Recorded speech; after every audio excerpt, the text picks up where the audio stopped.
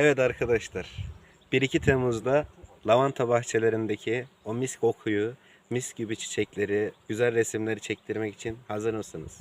1-2 Temmuz'da Tapan'da bulunan lavanta bahçelerinde sizleri de bekliyoruz.